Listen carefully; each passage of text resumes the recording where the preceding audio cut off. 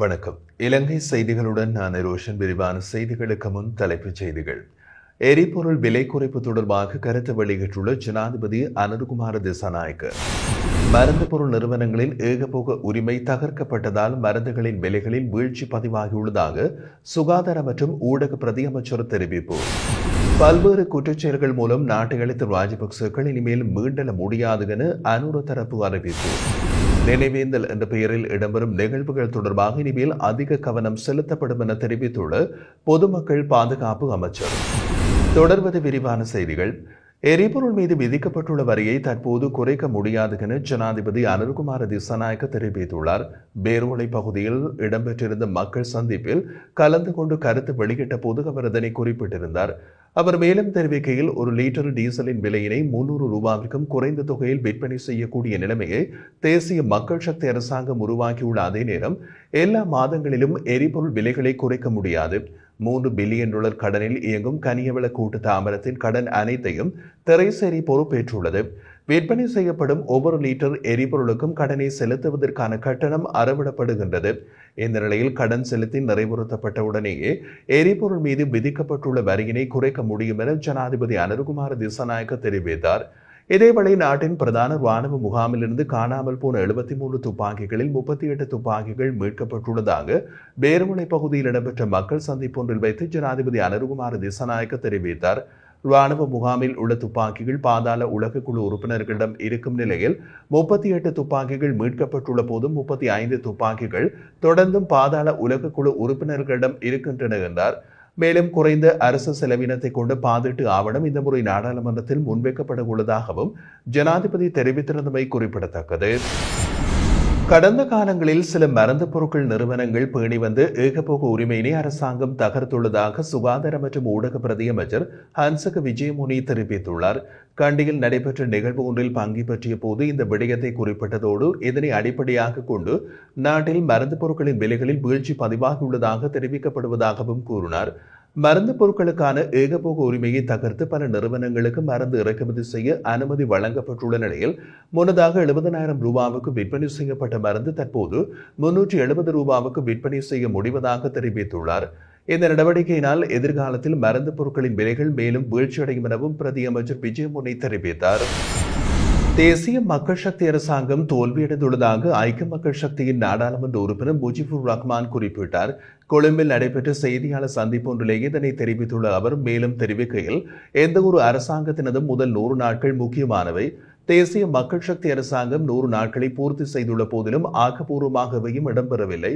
மக்கள் இந்த அரசாங்கத்தினை பெரும் எதிர்பார்ப்புடன் ஆட்சிப்பீடம் ஏற்றிய அதே நேரம் அரசாங்கம் குறுகிய காலத்தில் நிறைவேற்றுவதாக உறுதியளித்த பல வாக்குறுதிகள் நிறைவேற்றப்படவில்லை.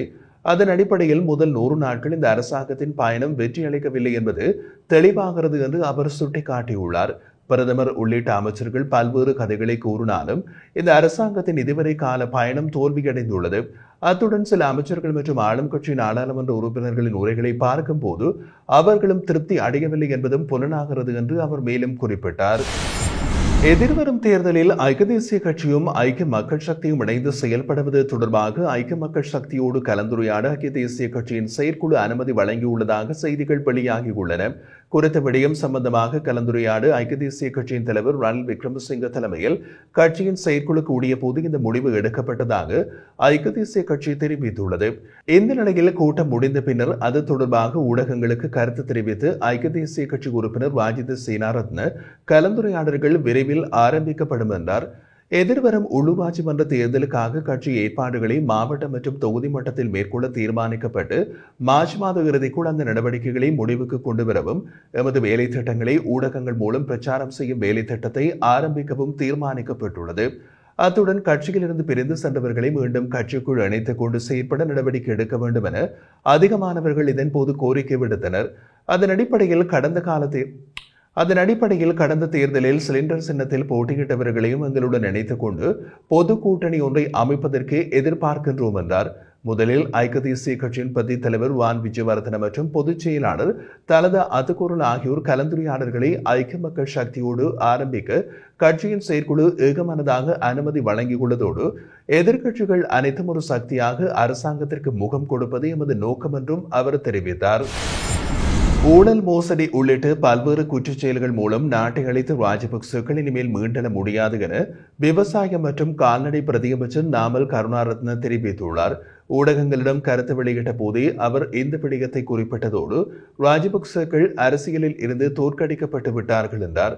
அவர் மேலும் தெரிவிக்கையில், ராஜபக்சேக்களின் ஸ்ரீலங்கா பொதுஜன பெரமுன கட்சியினை மக்கள் முற்றாக சிதைத்து விட்டதோடு குடும்ப ஆட்சிக்கும் முற்றுப்புள்ளி வைக்கப்பட்டுள்ளதனால் அவர்கள் இனிமேல் மீண்டெழ முடியாது. அதே நேரம் ஜனாதிபதி பிரதமர் பதவிகளுக்கு ஆசைப்பட்டு இறுதியில் தேசிய பட்டியலூடாக நாடாளுமன்றம் வந்த நாமல் ராஜபக்ச என்று வெட்கமில்லாமல் வீரவசனம் பேசுகின்றார். சீனாவுக்கு சென்று வந்த ஜனாதிபதி அனுருகுமாரவை விமர்சிப்பதற்கு நாமல் ராஜபக்சவுக்கு எந்த தகுதியும் கிடையாது.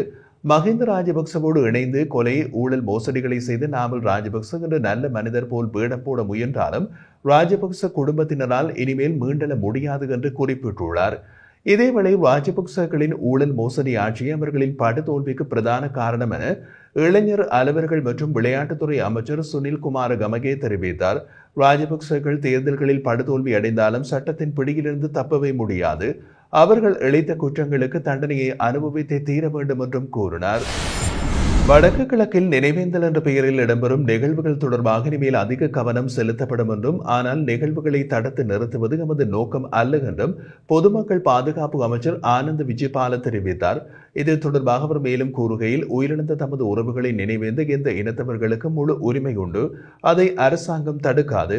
எனினும் வடக்கு கிழக்கை பொறுத்தவரை சில நினைவேந்தல் நிகழ்வுகளில் அரசியல் தலையீடு ஆதிக்கம் செலுத்துவதால் அது வெளியில் வேறொரு கோணத்தில் பார்க்கப்படுகின்றது. குறிப்பாக தெற்கில் உள்ள ஒரு தரப்பினர் அதை பயங்கரவாத கண்ணோட்டத்துடன் பார்ப்பதால் வடக்கு தெற்கு அரசியல்வாதிகளுக்கு இடையில் தேவையற்ற கருத்து மோதல்கள் பொது வழியில் இடம்பெறுகின்றன. எனவே நினைவேந்தல் என்ற பெயரில் இடம்பெறும் நிகழ்வுகள் தொடர்பாக இனிமேல் கவனம் செலுத்தப்படும் என்றார். இதேவேளை அரசியல் கைதிகளை வைத்து அரசியல் நடத்த இடமளிக்க மாட்டோம் என்பதோடு அவர்களை விடுதலை செய்ய நடவடிக்கை எடுப்போம் என்றும் பொதுமக்கள் பாதுகாப்பு அமைச்சர் தெரிவித்தார். இது தொடர்பில் அவர் மேலும் கூறுகையில், அரசியல் கைதிகள் என்று சொல்லப்படுபவர்கள் தொடர்பாக நீதியமைச்சர் தெரிவித்த கருத்தை சிலர் மீண்டும் அரசியலாக்கியுள்ளார்கள்.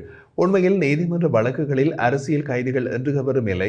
அதாவது பயங்கரவாத தடுப்புச் சட்டத்தின் கீழ் தடுத்து வைக்கப்பட்டுள்ள வடக்கு கிழக்கு தமிழர்களையே அரசியல் கைதிகள் என்று ஒரு தரப்பினரும் புலிகள் அமைப்பின் சந்தேக நபர்கள் என்று இன்னும் ஒரு தரப்பினரும் கூறி வருகின்றார்கள். அப்படியானவர்களில் 10 பேர் வரை தற்போது சிறைகளில் தடுத்து வைக்கப்பட்டுள்ள நிலையில் அவர்கள் மீதான வழக்குகளை ஆராய்ந்து அவர்களை விடுவிக்க நடவடிக்கை எடுப்போம் என்றும் அவர்களை வைத்து அரசியல் நடத்த இடமளிக்க முடியாது என்றும் கூறினார்.